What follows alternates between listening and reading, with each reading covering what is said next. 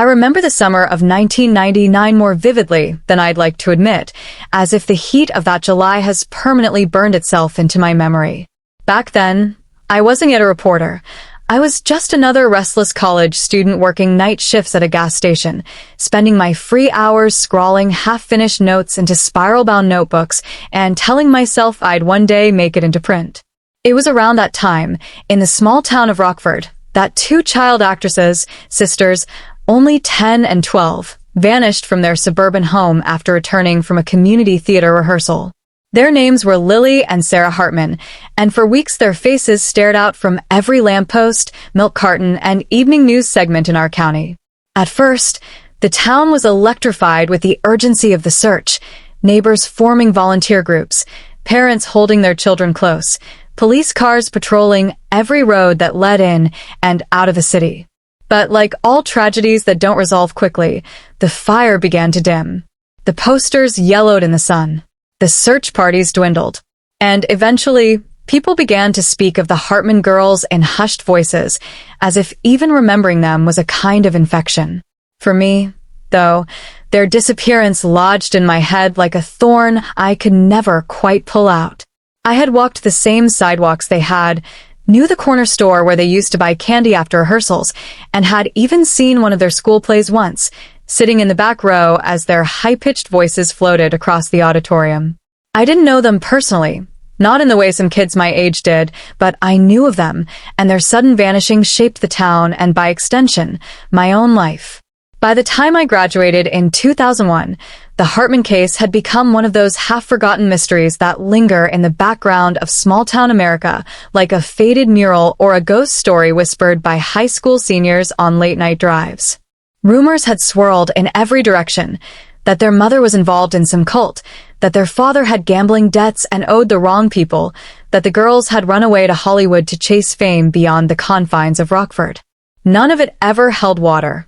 Their parents divorced within a year of the disappearance, their house foreclosed, and eventually bulldozed for a grocery store expansion.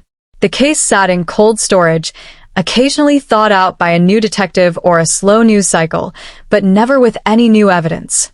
I left Rockford for Chicago and buried myself in the grind of journalism, covering petty crimes, corrupt landlords, and the odd human interest story. Yet every so often, the memory of those two missing girls would resurface, always in moments when I was most tired, when the city's noise had died down to a low hum, and I could almost hear the silence of Rockford's nights again. It was as though their absence followed me, tugging at the back of my mind, demanding attention I had no way of giving. 10 years passed.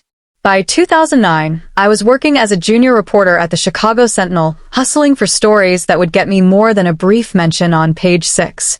The internet had reshaped journalism, and the paper was fighting to stay alive. Everyone wanted quick clicks, scandal, or celebrity gossip. Long-form investigative pieces were a dying art, and I had to claw for every chance to pitch something with teeth. That was when the package arrived. No return address, no name, just a battered, padded envelope dropped on my desk one Monday morning. At first, I thought it was another unsolicited tip about some local politician's shady real estate deal. But when I tore it open, what fell out was a Hi8 tape. You don't see many of those anymore, even in 2009. The black plastic felt oddly heavy in my hand, its tiny spools of magnetic tape catching the light. On its white label, written in thick black marker, were 3 words that made my stomach drop through the floor. The Hartman girls. I sat there for nearly a full hour, staring at the cassette, trying to convince myself it was some kind of sick prank. Nobody even used Hi8 anymore. You needed an old camcorder just to play it. My first instinct was to toss it into my drawer and forget it. But the words, their names, kept pulling at me like a gravity I couldn't escape. I asked around the newsroom, half-jokingly, if anyone had an old camcorder lying around. To my surprise, one of the photo editors dug one out of storage, a clunky Sony model that still worked if you fed it the right batteries.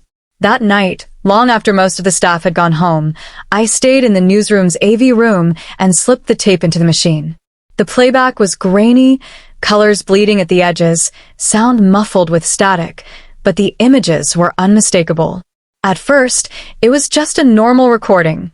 Two girls sitting cross-legged on what looked like the floor of a rehearsal hall, surrounded by painted wooden props and discarded costumes. Lily, the younger, wore her hair in braids and was giggling as she held up a paper crown, while Sarah, a little taller and more serious-looking, recited lines from a script. The date stamp on the corner of the footage read July 3rd, 1999, the very day they disappeared. My breath caught in my throat. For 10 years, their last known whereabouts had been a void, a blank in the timeline. And here they were, alive, laughing, in motion, their voices breaking through the static. But the more I watched, the more wrong it began to feel. The camera wasn't steady. It shifted in strange, almost predatory movements, zooming in too close on their faces, lingering on their hands, their feet, as though the person behind it wasn't simply recording but studying them. At one point, Sarah glanced up and frowned, as if noticing something she didn't like. "Can we stop now?" she said. The camera tilted, then jerked forward slightly, as if in refusal. The tape cut to static for a moment before resuming, this time in a dimly lit room that I couldn't immediately recognize. I don't remember how long I sat there watching, my stomach twisted into knots, my hands trembling. The tape was over an hour long, and though parts of it were damaged, the fragments I saw made it clear. Someone had been with the Hartman girls that night, someone who had recorded them not as cherished children but as captives or prey. The final image before the tape ended was burned into me like a brand, Sarah clutching her sister, both of them pressed into the corner of a bare concrete room, their wide eyes locked on the lens, their mouths moving soundlessly as static swallowed their voices. Then the screen went black. I leaned back in my chair, my heart pounding so loud I could hear it in my ears. 10 years of silence, and now this. Whoever had mailed me that tape knew exactly what they were doing. They had pulled me back into the story I had never truly escaped. And as much as I wanted to shut it all out, I knew, deep in my bones, that this was the beginning of something I wouldn't be able to walk away from. The next morning, the newsroom felt different. Maybe it was only me, carrying the weight of what I had seen the night before, but the fluorescent lights seemed harsher, the phones shriller, every face around me somehow more distant. I wanted to confide in someone, maybe my editor, maybe one of the senior reporters who still believed in chasing difficult stories, but the words stuck in my throat. How could I explain what I had? A Hi8 tape, mailed by God knows who, containing footage of two missing girls on the night they vanished? Without context, without proof of origin, it would sound like a hoax at best and like obsession at worst. And yet, I couldn't sit still. Every instinct I had screamed that this was real, that this was the key to a mystery buried a decade deep. I slipped the tape back into the padded envelope and tucked it under the stack of notes on my desk, trying to look casual as I sipped burnt newsroom coffee and pretended to focus on a press release about city budget cuts. My mind, though, kept circling back to that concrete room, to the way Sarah's eyes had darted toward the camera as if she were looking at something or someone just beyond the lens. By noon, I gave up the charade. I requested a half-day from my editor, claiming I needed to chase a lead on a human interest piece in the suburbs. He waved me off without much thought, too busy wrangling with the front page layout. I drove straight to Rockford, the town I had left behind nearly a decade earlier, the place where the Hartman sisters' faces had once been painted across every surface like a collective scar. Rockford had changed in some ways and not at all in others. The old movie theater had been converted into a church, the gas station where I used to work was now a chain pharmacy, and the Hartman home had been erased entirely, paved over by a gleaming grocery store that hummed with suburban banality. But the side streets, the cracked sidewalks, the rusting basketball hoops and driveways, they were all the same, as if time had simply folded over them. I parked near the library and sat in my car for a long time, staring at the faces of passers-by, half expecting to see some trace of the Hartman girls in the tilt of a head or the flash of a smile. Instead, I saw their absence. Rockford wore it like a hidden wound. People avoided looking too long at the empty lot across from the church, where once the community theater had stood before it burned down in 2002 under suspicious, but never proven circumstances. The library bulletin board still had an outdated flyer for Safety Awareness Night, a relic of the panic that had seized the town after the disappearance. I walked inside, hoping to find old newspapers, clippings, maybe even forgotten notes on the case. The librarian, a woman with gray hair and a face I dimly remembered from my high school days, eyed me curiously when I requested access to archived microfilm. "Hartman girls?" she asked quietly, her voice stripped of any pretense. I froze, then nodded. She didn't press further, only handed me a stack of reels with a sigh heavy enough to carry 10 years of exhaustion. Scrolling through the old articles was like peeling back layers of collective denial. The first week after their disappearance was frantic. Bold headlines, daily updates, photographs of search parties wading through ditches and combing the woods. Then came the rumors, the speculation, the shift of narrative from rescue to scandal. By the end of 1999, the story had shrunk to a column or two buried deep in the paper, replaced by newer crises and fresher tragedies. But buried among those reports, I found a small mention that made me pause. A neighbor, interviewed the night the girls disappeared, claimed to have seen them leaving rehearsal not alone but accompanied by a man with a camera. At the time, police dismissed it as unreliable. Too many kids were coming and going from rehearsals, too much chaos, too many conflicting statements. But now, with that Hi8 tape in my possession, the detail lit up like a flare in the dark. A man with a camera. Someone had been filming them from the very start. I printed the article and stuffed it into my bag, then wandered the downtown streets, restless and alert. Every corner of Rockford seemed suddenly suspicious, every shadow hinting at the possibility of a story I had missed as a younger man. I found myself standing in front of the shuttered community theater, its boarded windows and charred beams still blackened from the fire years ago.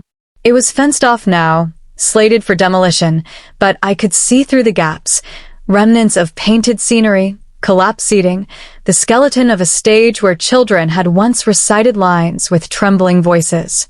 I imagined Sarah and Lily there on that last day, laughing, rehearsing, unaware of the presence that would follow them home. The thought made my skin crawl. I didn't linger long. That night, I booked a cheap motel room on the outskirts of town. I laid the tape, the printout, and my scattered notes across the bedspread like puzzle pieces, but they refused to fit together. Who had filmed them? Who had kept the tape for 10 years only to mail it to me now? And why me? I wasn't the lead investigator, not even a local journalist anymore. Unless they knew I couldn't resist. Unless they knew that I, of all people, would pick up the thread again. I tried to sleep, but every time I closed my eyes, I saw the concrete room, the way the camera had zoomed in and out, the way the static had swallowed the girls' voices. Around 3 a.m., I finally gave up, got dressed, and drove aimlessly through the dark streets. At one point, I found myself outside the old police station, where the case files were probably collecting dust. I almost went in, but stopped short. I needed more evidence, more leverage before I could risk reopening official channels. If I approached the authorities too soon, they'd laugh me out of the building. The answer came unexpectedly the next day. I was sitting in a diner near Main Street, nursing bad coffee and a plate of greasy eggs, when a man slid into the booth across from me. He was older, with deep creases etched into his weather-beaten face and a cautious look in his eyes. "You're not from here anymore," he said, his voice low. "But I remember you. You're the one who used to scribble notes at the gas station. Always watching. Always writing." I stiffened, unsure whether to nod or deny it. He leaned closer. "I know why you're back. And I know what you've seen." My fork froze halfway to my mouth. He smiled grimly. "You've got the tape, don't you?" My pulse hammered in my ears. I didn't answer, but my silence was confirmation enough. He reached into his coat pocket and slid something across the table. A crumpled photograph, yellowed with age. It showed Sarah and Lily, beaming, holding scripts in their hands, taken backstage at the community theater. But in the corner of the frame, partially cut off, was the figure of a man, a blurred silhouette, holding what looked unmistakably like a camcorder. My hands trembled as I stared at it. "Who is he?" I whispered. The man in the booth shook his head. That's the question, isn't it? We all thought the fire erased everything. But some things, they have a way of crawling back. He slid out of the booth before I could stop him, tossing a few bills onto the table. Don't trust anyone, he said over his shoulder. If you've got that tape, then someone already knows you're watching. And they'll be watching you, too. I sat frozen for a long time after he left, the photograph clutched in my hand, the weight of the Hi8 tape burning like a live coal in my bag. The hunt had begun, whether I wanted it or not. And Rockford, with all its ghosts and secrets, had no intention of letting me leave again untouched. The following days unfolded like a fever dream, a blur of sleepless nights and relentless digging, each lead pulling me deeper into the underbelly of Rockford's forgotten history. The photograph weighed on me, more than the tape, more than the newspaper clippings, because it placed a shadowy figure directly in the orbit of Sarah and Lily on the very night they disappeared. I stared at that blurred outline until my eyes burned, tracing the shape of the camcorder, the tilt of the man's head. He wasn't posing, wasn't aware of being captured. He was caught by accident, a ghost frozen in celluloid. And that ghost was the thread I needed to follow. I started by visiting the few people still around from those theater days. Some had moved on, others were harder to find, but there were names listed in the old playbills archived at the library. The director of the community theater back then had been a man named Dennis Pike, known for his eccentric methods and his desperation to put Rockford on the map with serious art. He was long gone, his house sold off, but his assistant director, a woman named Evelyn Moore, still lived in a Weather Ranch house on the edge of town. I knocked on her door late one afternoon, unsure of what to expect. Evelyn was older now, heavy-set, her hair pulled back in a loose bun, but her eyes were sharp as knives. The moment I mentioned the Hartman sisters, her expression hardened. People don't come asking about them anymore, she said, her voice wary. That chapter's closed. I told her it wasn't closed, that I had something she needed to see. She refused at first, but eventually, curiosity wore her down, and I played her part of the Hi8 tape on the camcorder I'd borrowed. When Sarah's voice crackled through the static, Evelyn's hands flew to her mouth. Tears welled in her eyes, but not of shock, of recognition. I knew it, she whispered. I always knew someone was filming them. She told me that Dennis Pike had been obsessed with recording rehearsals. Not just the plays, but the practices, the private moments, the dressing rooms. He said it was for critique, she said, her voice bitter. But it never sat right with me. He liked watching them too much. She leaned back, exhausted by the confession. After the girls went missing, Dennis disappeared, too. He said he was moving to Chicago for work, but he left in the middle of the night. No goodbyes. Just gone. My chest tightened. Could Dennis Pike be the figure in the photograph? Could he have been the one behind the camera that night? Evelyn admitted she had no proof, only a gut feeling that Pike had crossed boundaries, that he saw those children as more than just performers. When I asked if anyone else suspected him, she shook her head. The police didn't want to hear it. He was respectable, connected. They looked at the parents, at the neighbors, anyone but him. She gave me a faded address scribbled on a scrap of paper, Pike's last known residence in Chicago, and warned me not to go alone. If he's still out there, she said quietly, he won't want the past dug up.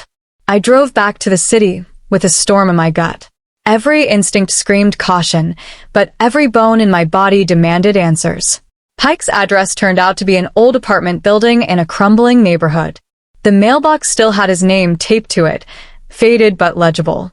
My heart pounded as I pressed the buzzer, half hoping no one would answer. No response.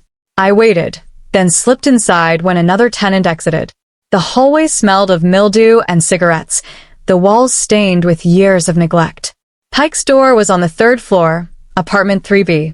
I stood there for a long time, staring at the peeling paint, listening for sounds inside. Nothing. Finally, I knocked. No answer. I tried the handle. Locked. I was about to leave when a door down the hall creaked open and an old man poked his head out. You looking for Dennis? He croaked. I swallowed and nodded. He's gone, the man said flatly. Been gone a long time. but sometimes I hear his TV at night. He tapped his temple as if to suggest madness, then shut his door without another word. That night, I couldn't shake the feeling that I was circling a phantom. Pike was gone, but his shadow lingered. I returned to the newsroom in Chicago and dug into old records, hunting for any trace of him. Employment files, tax records, even mentions in obscure theater newsletters. What I found chilled me.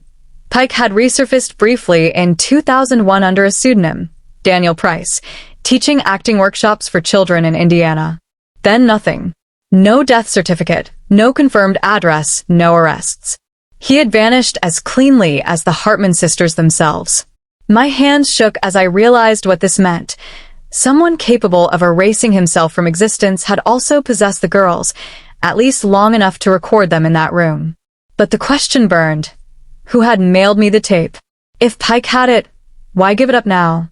And if someone else had it, what did that say about where the girls had been taken? The weight of it all pressed down on me until sleep became impossible.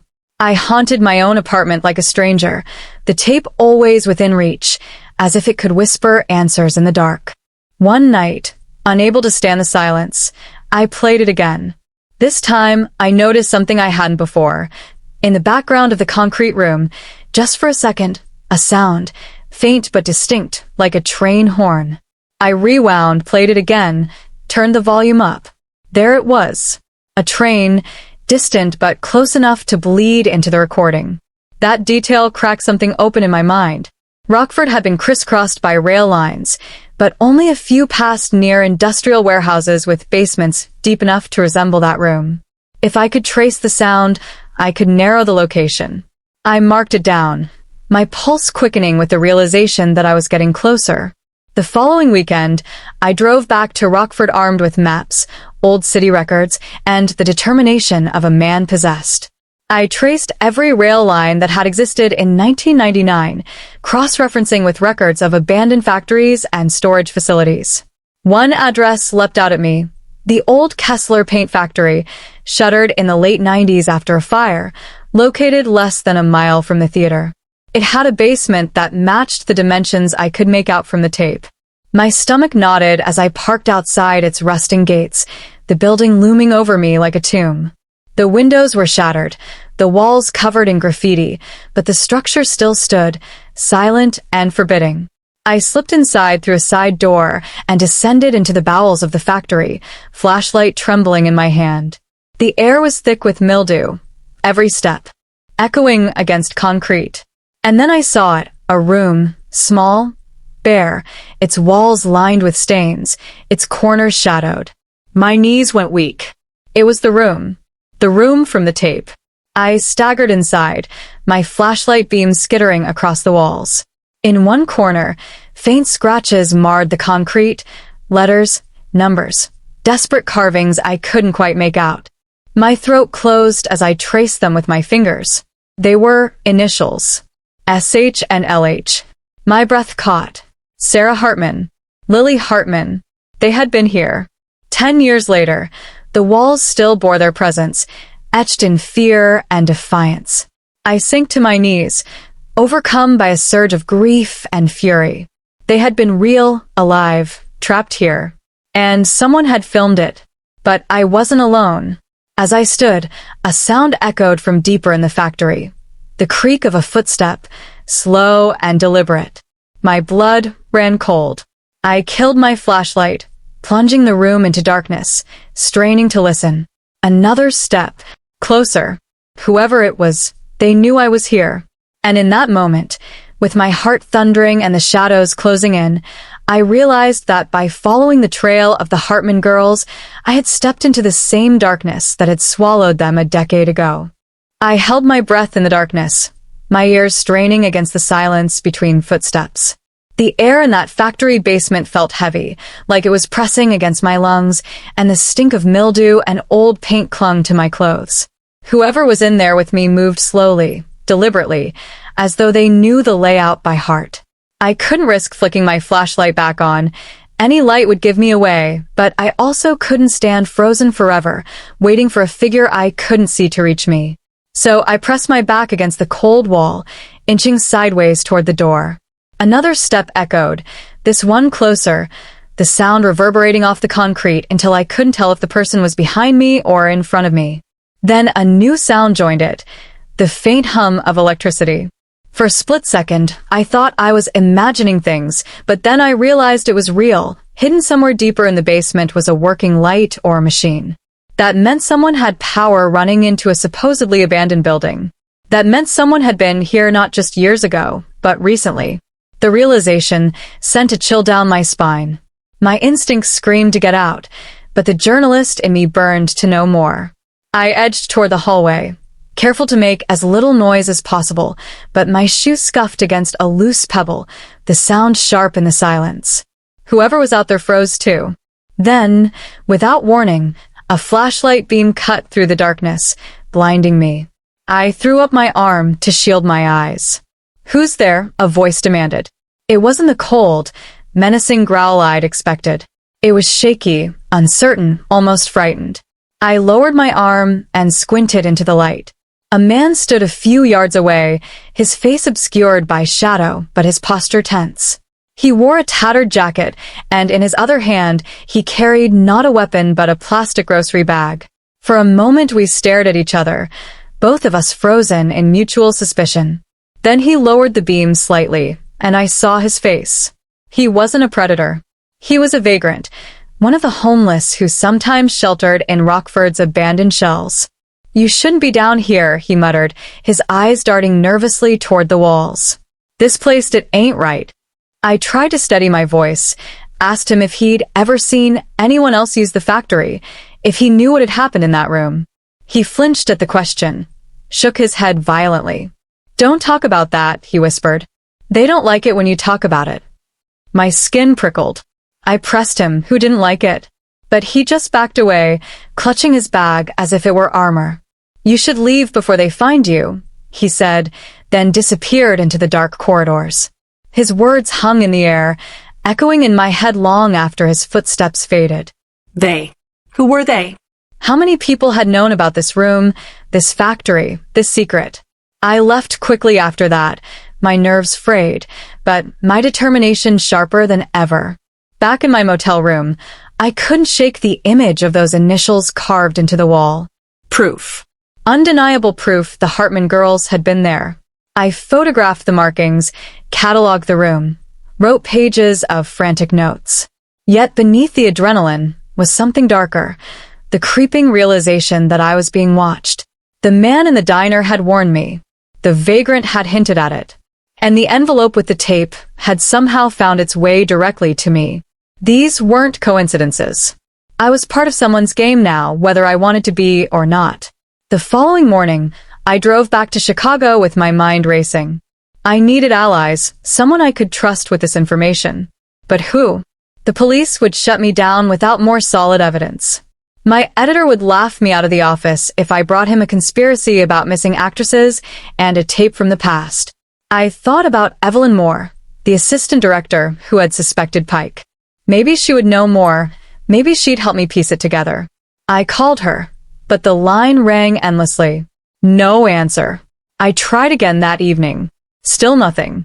The next day, I drove back to her ranch house, unease gnawing at me. Her car was in the driveway, her curtains drawn. I knocked on the door. Silence. I circled the house, calling her name. No response. Then I noticed the mailbox, stuffed full of letters and flyers. My stomach turned. Evelyn hadn't left town. She was inside, or she had been, until recently. I debated calling the police, but stopped myself. What would I say? That a woman who had once worked with a theater director was missing, and I suspected foul play because of a tape I shouldn't even have? Instead, I drove back to the library and searched old directories, pulling every scrap of information about Dennis Pike. What I found deepened the pit in my gut. Pike hadn't just been involved in the community theater. He had also been part of a small, short-lived film collective in Rockford in the late 90s. They specialized in experimental home movies, shown only in private circles. Flyers advertised screenings in basements, warehouses, back rooms.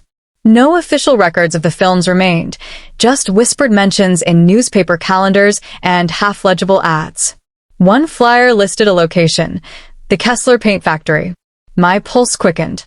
Pike had used the factory not just as a hiding place, but as a stage. And if he had filmed Sarah and Lily there, it wasn't an accident. It was deliberate. I was so consumed by the discovery that I didn't notice the car following me until much later. At first, it was just a black sedan behind me on the interstate, nothing unusual. But it stayed there, mile after mile, every lane change mirrored. I tested it, took an exit, looped through a gas station, merged back on. The sedan followed. My grip on the wheel tightened. Panic clawed at me, but I forced myself to think. I couldn't lead them to my motel, couldn't show them where I was staying. So I drove aimlessly, winding through back roads until finally, after nearly an hour, the sedan peeled away and vanished. But by then, the message was clear. I was no longer working in secret. Whoever they were, they knew exactly where I was and what I was chasing. That night, back in my room, I watched the tape again, desperate for details I had missed. My eyes were raw, my brain aching, but I forced myself to analyze every frame. And then, in one brief moment of static, I saw something I hadn't noticed before. A reflection. In a shard of broken mirror propped against the wall of the concrete room, the camera's operator flickered into view for less than a second. The face was blurred, distorted, but the outline, the sharp nose, the thin mouth, the narrow frame. It could have been Pike. Or it could have been someone else entirely. The uncertainty gnawed at me. And yet, it was proof that whoever filmed the girls had stood in that room with them, staring through the lens as their fear unfolded. I rewound the footage again and again, each time feeling the weight of the Hartman sisters' eyes pressing into me, as if demanding that I finish what I had started. I promised them silently that I would. No matter the cost, no matter the danger, I would uncover the truth. Even if it meant I, too, vanished into the shadows of Rockford's buried past. Coffee shaking in his hand, and when I showed him the photograph and told him about the tape, he did not laugh. He went quiet, the kind of quiet that said the past had teeth. We had suspicions, he admitted, rubbing at the collar of his jacket. People with cameras, strange patrons at the theater screenings. But nothing solid. If someone wanted to bury a thing, they know how to make it rot slow. He rubbed his jaw. You've stirred something, kid. They don't like being reminded. With Ruiz at my side, reluctant, grizzled, invaluable, we made the kind of plan that never seems remarkable until you're in the thick of it. Corroborate every detail, follow paper trails, force the past to cough up its names. Ruiz drove. I rode shotgun with a Hi8 tape tucked inside a manila envelope, as if it were contraband. Our first stop was the municipal records office, where we dug through permits and business registrations until late afternoon. There it was, an anonymous LLC registered in 1998, a shell company that had rented space at the Kessler Paint Factory for storage and private events. The paperwork was filed by A.P. Kessler.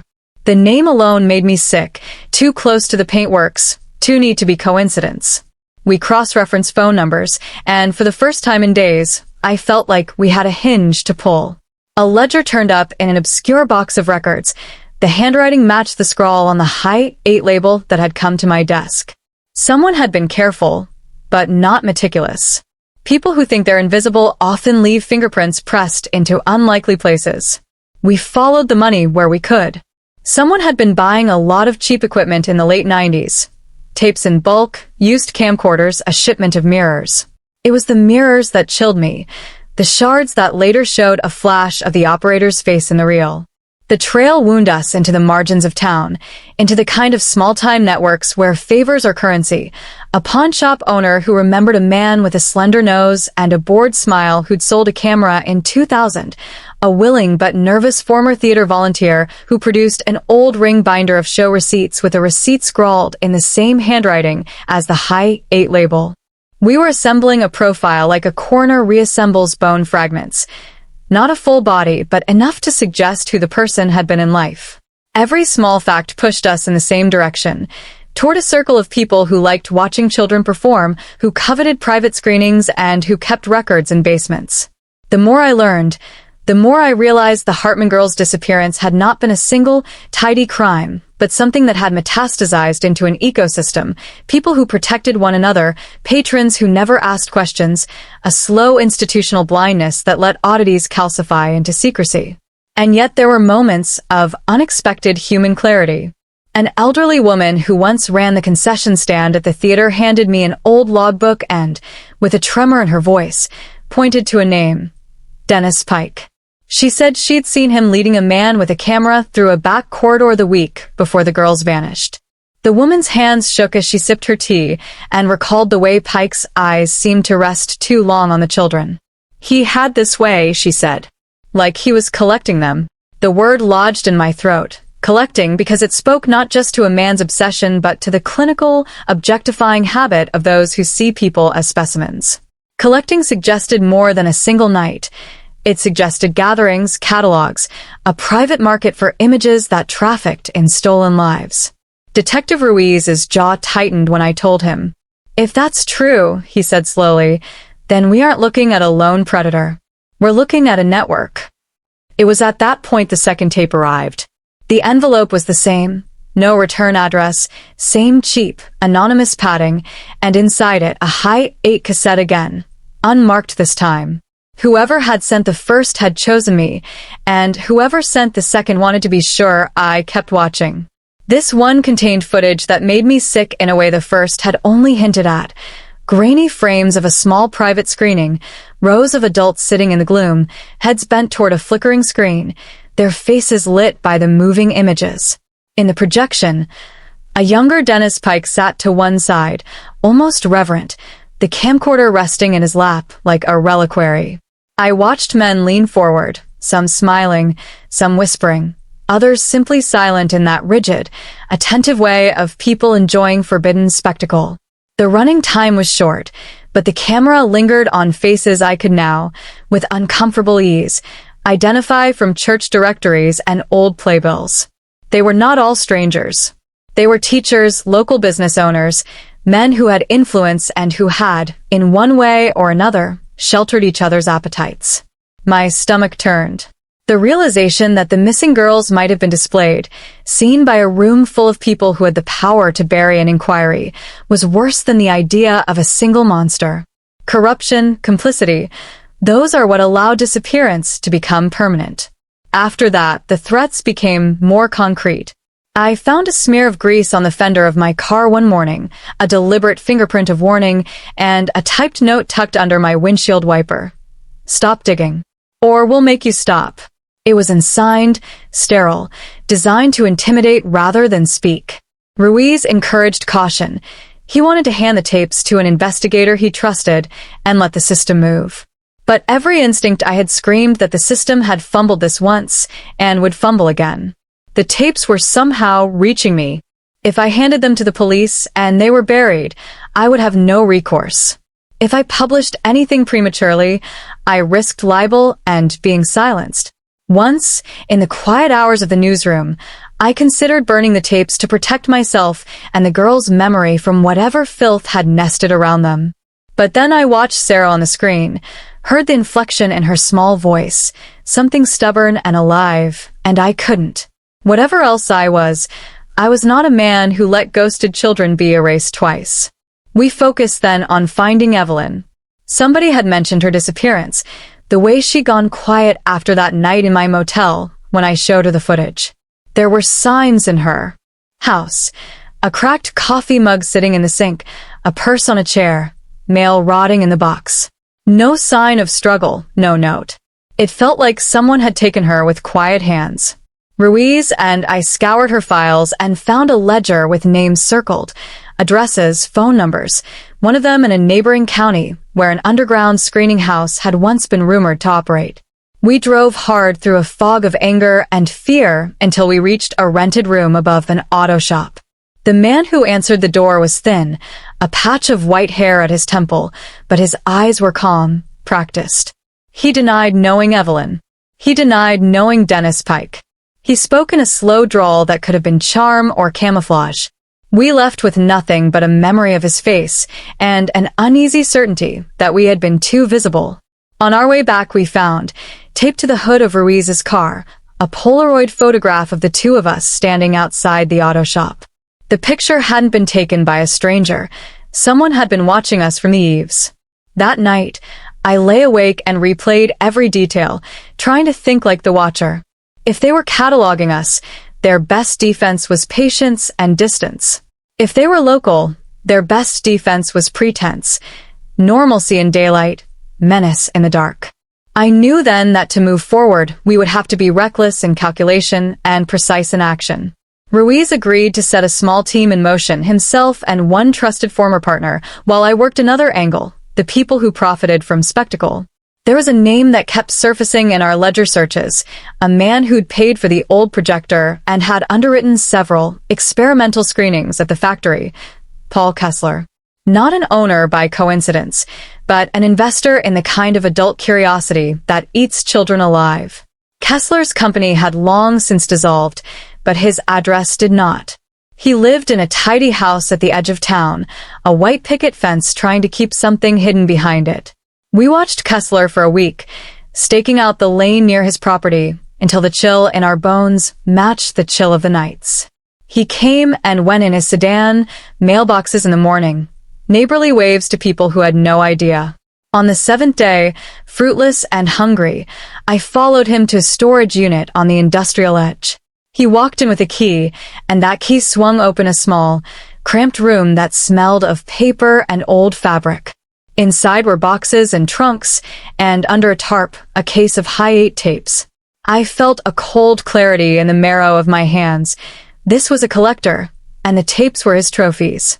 We watched as Kessler lifted each tape, held it as if it were fragile, cataloged it in a ledger with the same tidy hand that had shown up again and again. There were names and dates, too many to be coincidental, many matching theater productions, many matching private screenings. Among them, we found a tape labeled with a date that matched the Hartman disappearance. It was the first time I felt a hunger sharp enough to swallow fear. Proof of where the girls had been sitting in a storage unit within driving distance of the town that had watched them go. We could have called for a warrant, done everything by the book. Instead, in a move that would later make me proud and ashamed in equal measure, Ruiz and I slipped into the unit after dark, unbolted the lock, and took the case with the tapes. We didn't tell anyone. We brought them back to my motel and set up the old camcorder on the bed. If we were going to break open a rotten secret, we would have to do it with our own hands. The tapes fired up like thunder. Faces rolled by. Performances, rehearsals, backstage chatter. Then the reel cut to a clip I had seen before, the girls in the concrete room, and it changed the shape of everything.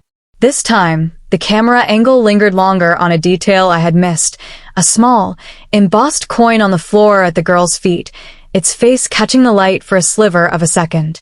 On it was a symbol I did not know, a tiny mark, a stylized K inside a circle. Suddenly, the ledger, the storage unit, the neat hand on the Hi8 label, the ring of watchers, everything snapped into place.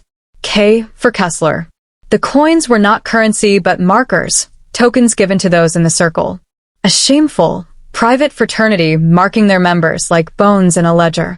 The implication made my skin crawl and my hands go cold. This was not simply a local deviant with a camcorder. It was a group that had institutional arrangements, an initiation ritual of sorts, and a way of preserving its participants' complicity. We sat in the motel room until dawn, the tapes running, the coffee gone cold. The small victories, evidence, names, that Polaroid, were dwarfed by the enormity of what we'd uncovered, a network that had swallowed 2 children and spat out silence. The knowledge should have been triumphant. Instead, it felt like a weight. Whoever had mailed me the first tape wanted the story reopened, but to what end? Were they a whistleblower? A tonto? A guilty conscience trying to make amends? Or were they someone setting me up, baiting me into a fight I couldn't win? The distinction mattered because it would determine whether I survived the fight. When I stepped outside the motel at sunrise, there was a single line of typewritten paper taped to my door. You found a token. Some things don't like being plucked from the hive. No signature. No direction. Only menace and a reminder that we'd already been noticed. Ruiz folded the ledger into his pocket and looked at me, his face older in the soft light of morning. "We can take this to the DA," he said quietly. "We can make the case airtight." I wanted to believe him. I wanted to hand over our cash and watch the system churn. But I had seen too much small-town politicking, too many quiet deals, too many files that had been conveniently misplaced. So I pressed my hand to the pile of tapes instead, felt the weight of all those recorded moments like an accusation.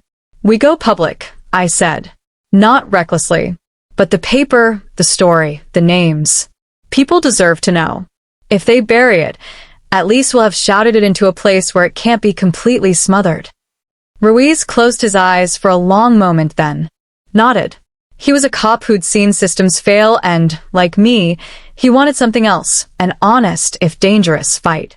Before we moved, though, we had one more errand, a name on a list that had appeared in multiple places, someone who was not a donor, not a patron, but a peripheral figure who'd been listed as maintenance for the screenings, a man named Thomas Hale, who had been seen loitering near the theater and later working part-time at the paint factory. I'd thought him a cog, nothing more, but when we showed up at his ramshackle house, the color leached out of his face. He wasn't a tough man. He was the kind of person who trembled when the telephone rang. He broke down under our questions, not with confessions of violence, but with truths that stank of complicity. He'd run errands for the screenings, moved equipment, kept lights on. "I didn't know what it was for," he sobbed. "I thought it was just films. I thought I was helping some artists." He told us then about a cellar under the factory where they'd stored props and, sometimes, people, children brought by men who lied. He said their mouths went dry when he found out. He said he'd wanted to speak but had been scared. His hands shook as he drew a crude map. It was small evidence, almost pathetic, but it was another stitch in the tapestry. We left Hale's house with a legal lead and a moral crater in our chests. The plan moved quickly after that. Ruiz would approach a DA he trusted with the evidence. I would prepare a careful piece that laid out names and timelines, but avoided speculative language that could be pulled into court as defamation. The morning we were to move forward, though, the motel's phone rang and I knew, without needing to check the call display, that something had gone wrong. The voice at the other end was Evelyn's, ragged and fast and terribly alive. She told me, in a voice that had been through something long and cold, to stop. She begged me for one small kindness, to leave her name out of anything that would call her back into view. Then the line clicked dead. I sat there with the receiver in my hand and the taste of copper in my mouth. She was alive. That knowledge both cheered and damned me. If she was alive, she was in reach of those who had made the circle. If she was alive, then so, possibly, were Sarah and Lily somewhere in a place I did not yet have the words to name. We filed the evidence with the DA that afternoon. The office was polite, efficient, and weary. Papers exchanged hands, initials were scratched onto forms, and for a moment I allowed myself to imagine the case moving forward, wheels grinding toward accountability. But that evening, as I drove back through the town that had birthed the story, the headlights of a car caught up to mine and then slowed. The driver's window cracked and a palm as dark as a warning tapped the glass. A single, flat gesture. Fingers spread. No words. The universal sign of ownership, of claim. The kind of message you leave when you want to remind someone that bones are still attached to the land. I pressed my foot down on the accelerator, but the gesture stayed with me. A hand, outstretched, telling me the past was not yet spent. That night, the Hi8 tapes burned in my head, the images replaying like an accusation. Sarah's whisper, Lily's small laugh, the coin, K inside a circle, shimmered in the dark as if it were a brand. The case had grown teeth. The town, the circle, the people who had watched and protected each other, each of them had to be confronted. I'd vowed to the girls that I would finish what had begun the day they vanished. Now the vow had a shape, names, tapes, ledger pages, a list of men who liked to look at children as if beauty were a consumable. Whatever came next, I knew it would be loud, dangerous, and irreversible. I locked the tapes in the trunk of my car and, for the first time, I prayed, Not because I believed a God would intervene, but because the act of wishing something into being felt like the only small rebellion left to me. I prayed that the truth would not get swallowed by the same quiet that had taken two little actresses in 1999, that when we called the town to account, the silence would finally answer back.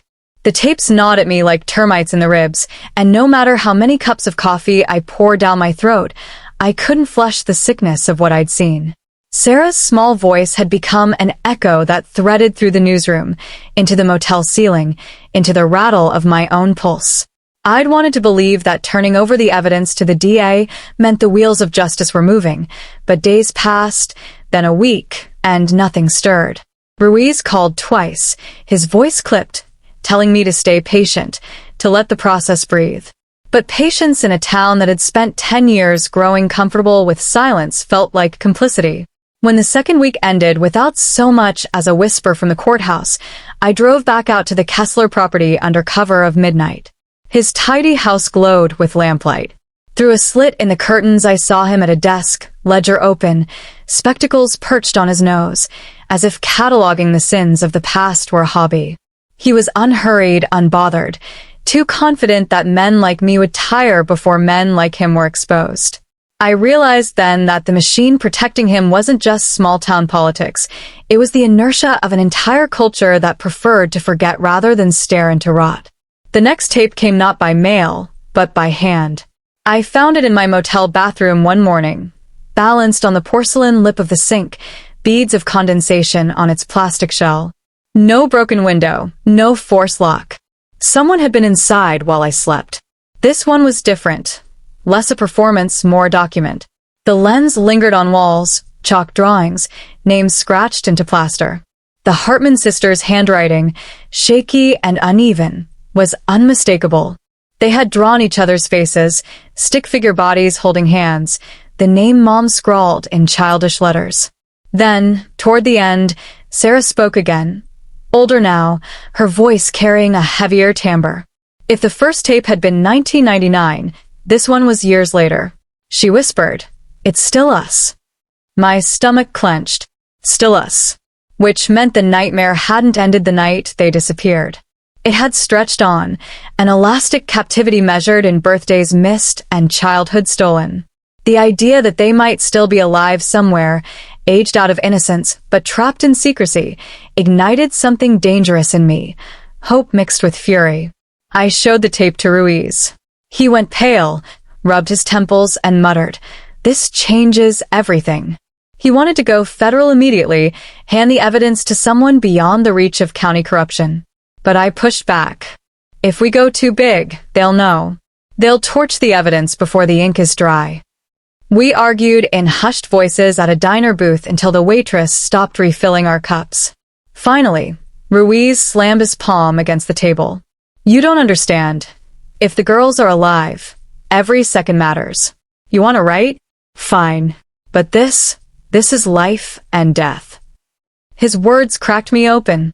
I realized my instinct to protect the story, to guard it until it was airtight, had blinded me to the urgency of the flesh and blood children at its center. For a moment, I hated myself, not just for hesitating, but for needing tapes to remind me that Sarah and Lily weren't symbols, weren't metaphors, weren't story devices. They were breathing girls who had been trapped while men like me took notes. That night, unable to quiet my mind, I walked the empty streets near the paint factory. Wind rattled loose tin, rats scurried across puddles, and the place seemed to breathe. Following the crude map Hale had drawn, I found a hatch hidden beneath stacked pallets. Rust groaned as I pried it open. A narrow stair led down into damp black.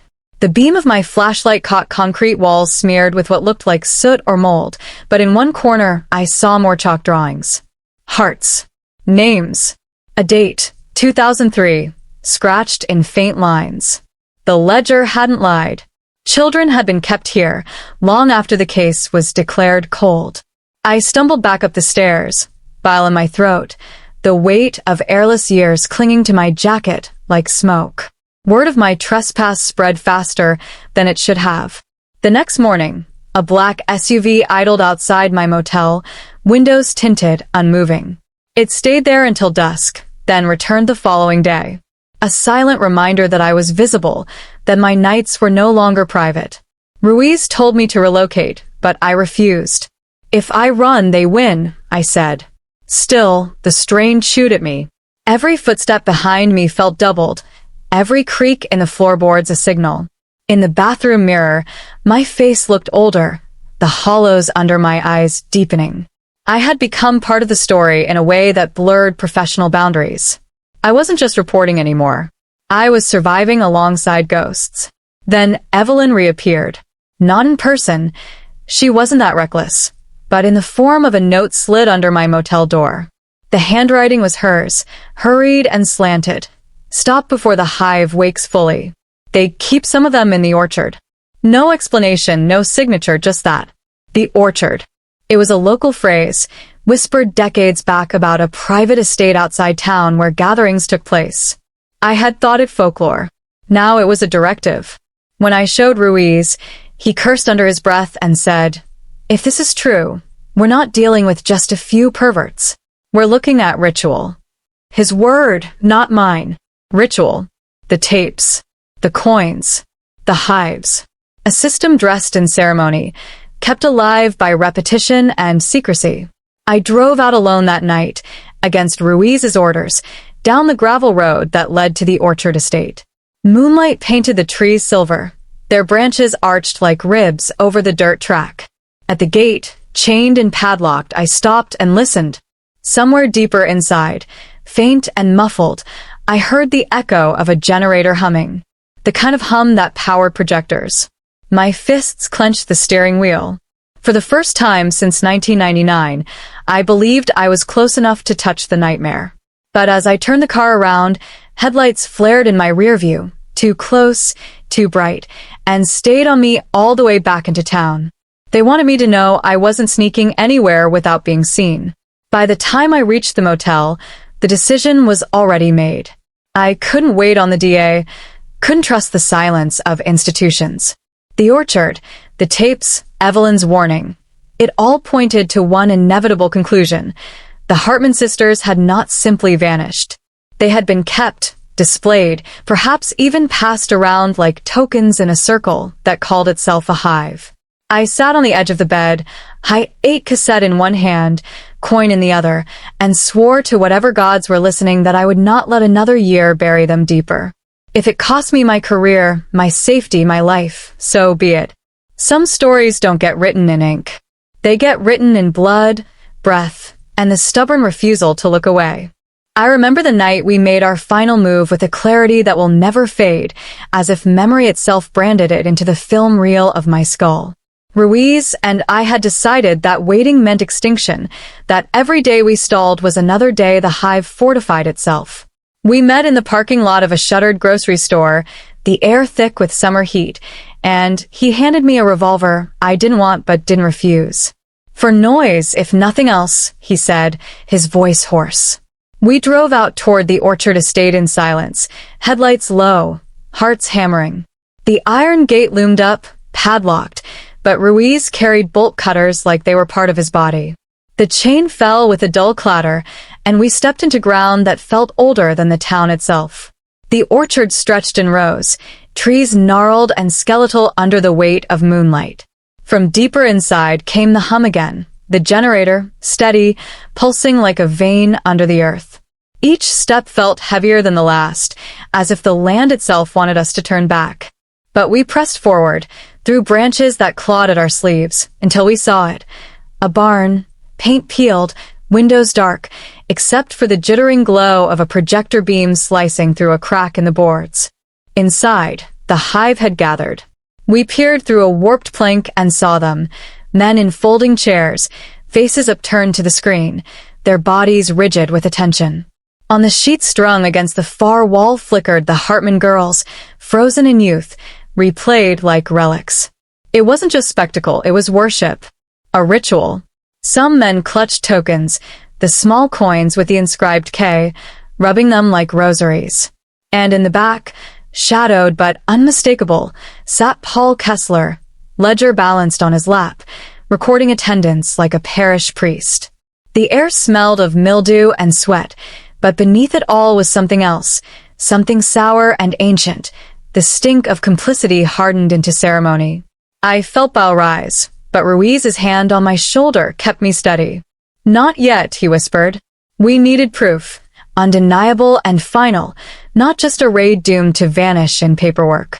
So I lifted the Hi8 camcorder, the same model they'd used, bought in bulk years ago, and began filming them as they filmed the dead. Their faces, their tokens, their devotion. All captured, all undeniable. It was the first time I turned their own weapon back on them, and it felt like a reversal of gravity. Then the girls appeared, not in the footage, but in flesh. From a side door, escorted by two women in plain clothes, came Sarah and Lily, no longer children but young women, pale and hollow-eyed, their movements stiff as if rehearsed. My heart tore open. A decade of absence had not erased them, only reshaped them.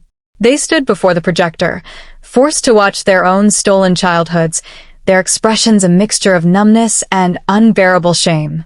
Sarah's eyes flicked once toward the crack in the boards where Ruiz and I crouched, and in that single glance I understood everything. She saw us.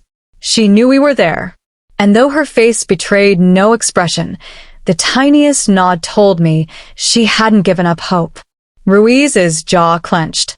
He wanted to rush in, weapon blazing. But we both knew it would end in death. Ours, theirs, maybe both. Instead, we filmed. We documented every second, every participant, every grotesque moment of the Hive's liturgy. Proof more damning than any ledger, more visceral than any testimony. Proof the world could not ignore. When the ritual ended, the girls were let out again, swallowed by the barn's shadows.